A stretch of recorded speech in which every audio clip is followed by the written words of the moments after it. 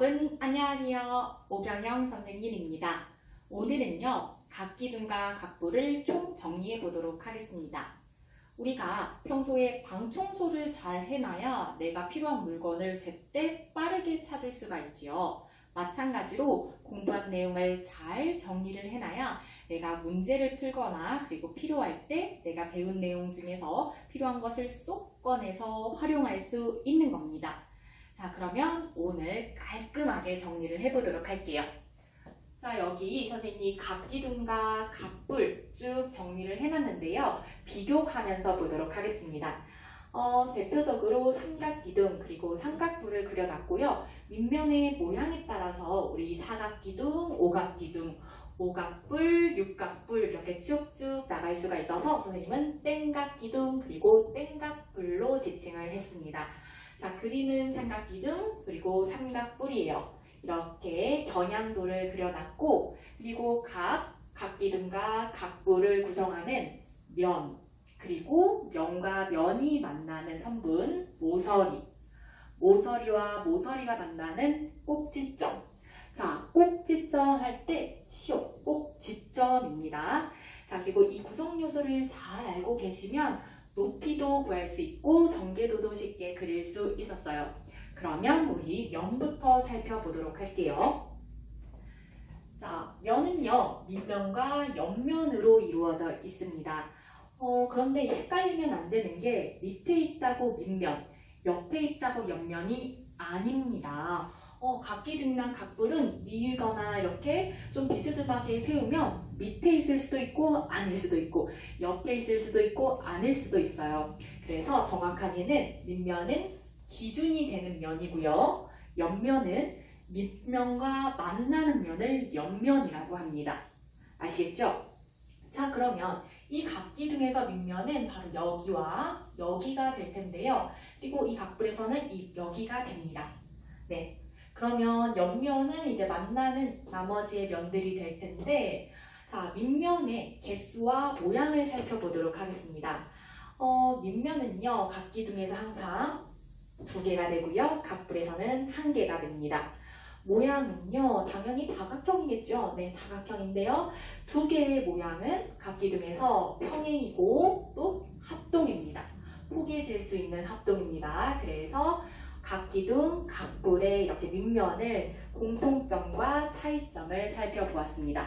그러면 옆면으로 넘어가서 자, 옆면은요 항상 땡각기둥에서 또는 땡불에서 자, 여기 밑에가 지금 삼각기둥이기 때문에 세 모서리에서 이렇게 올라가는 면이 3개가 있는 거예요. 자, 여기 삼각불에서도요 이 밑면 삼각형에서 올라가는 면이 총 3개가 됩니다. 그러면 사각기둥, 사각불을 생각해 볼까요? 자, 각 밑에 있는 그 모서리, 그 선분에서 올라가는 면이 총 4개가 될 거고 여기도 4개가 될 거예요.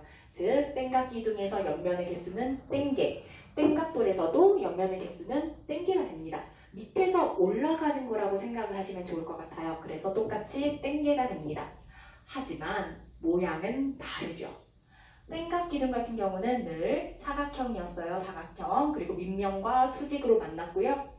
그리고 땡각불에서는 모양이 늘 삼각형이었습니다. 이렇게 하나로 모이기 위해서는 사각형이면 안 되고 그러니까 위에가 뾰족한 삼각형이 되어야만 이렇게 만날 수가 있었습니다. 자, 이렇게 공통점과 차이점 잘 정리해서 기억을 하시고요. 그러면 이제 모서리를 살펴보도록 하겠습니다. 모서리는 면과 면이 만나서 생기는 선분이에요. 여기서는 모서리, 모서리, 모서리가 됩니다. 그리고 여기서도 모서리, 모서리가 되는데요. 개수를 살펴보자면 땡각기둥에서는 땡개, 땡개, 그리고 옆에서 또 땡개가 돼서 땡 곱하기 3으로 표현을 했었죠. 그렇죠? 근데 땡각불 같은 경우는 모서리가 밑에서 땡개, 그리고 옆에서 땡개, 위에서 할 게 없잖아요. 그래서 땡 곱하기 2로 표현을 했습니다. 자, 삼각기둥 말고 여러분 오각기둥, 오각불을 생각해보세요. 자, 오각기둥 같은 경우는 모서리가 밑에서 5개, 위에서 5개, 옆에서도 5개가 되니까 5 곱하기 3이 될 거예요. 자, 오각불 같은 경우는요. 오각불 같은 경우는 밑에서 5개, 옆에서 모이는 5개. 그래서 5 곱하기 2가 되겠죠. 그러니까 늘 이렇게 공식적으로 땡각 기둥은 땡 곱하기 3, 땡각골은 땡 곱하기 2로 생각을 하시면 쉬울 것 같아요. 항상 모양을 생각하시면 이것들이 굳이 외우지 않더라도 그렇구나 라고 기억하기가 쉽습니다. 자, 그 다음에 꼭지점을 볼까요? 꼭지점은 점점점 점점점, 여기서는 점점점 점이 됩니다. 자, 그러니까 각기둥에서는 위에서 한 번, 아래에서 한 번이 되니 땡각기둥에서는 땡 곱하기 2가 되는 거고요. 자, 그러면 땡각볼 볼까요? 아래에서 한 번이 있는데 위에서 한 번이 될 수가 없죠. 그냥 딱 한 개밖에 없어요. 그래서 곱하기가 아니라 더하기 1. 여기 이 각불의 꼭지점을 더해줘서 꼭지점의 개수는 땡 더하기 1이 됩니다.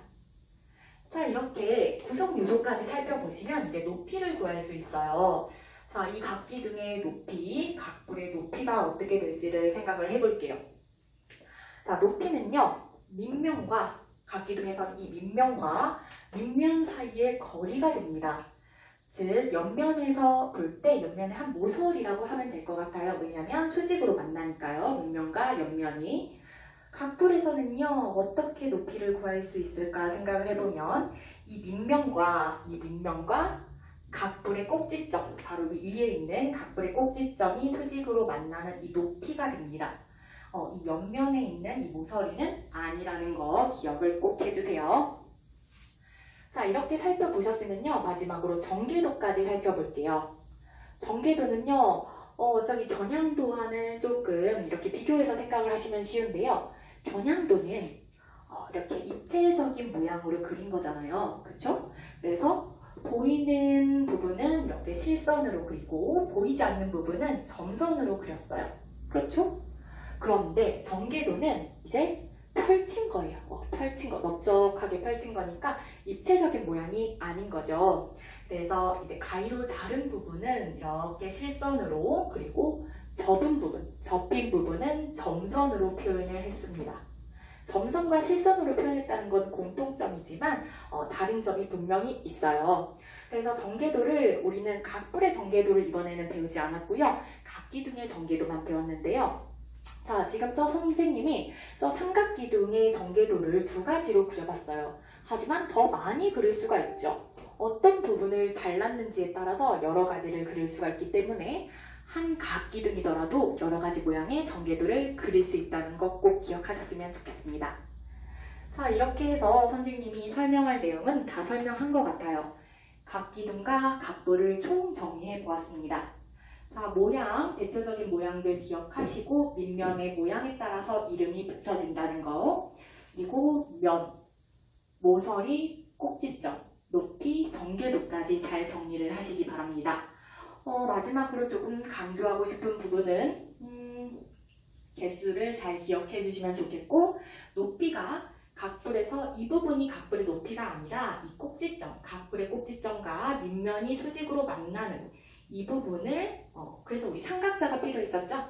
이 부분을 각불의 높이라고 한다는 거 잘 기억하셨으면 좋겠습니다. 여러분 보시면서 이 영상 보시면서 하면서 부족한 부분, 내가 부족한 부분을 잘 체크하시고 그 부분을 꼭 채우고 스스로 꼭 채우고 이 단원을 마치시길 바라겠습니다. 선생님의 수업은 여기까지고요. 여러분 그동안 모두 각기둥과 각불 공부하느라 수고하셨습니다. 스스로 칭찬해주세요. 자, 그러면 다음 영상에서 만나도록 하겠습니다. 모두 수고하셨습니다.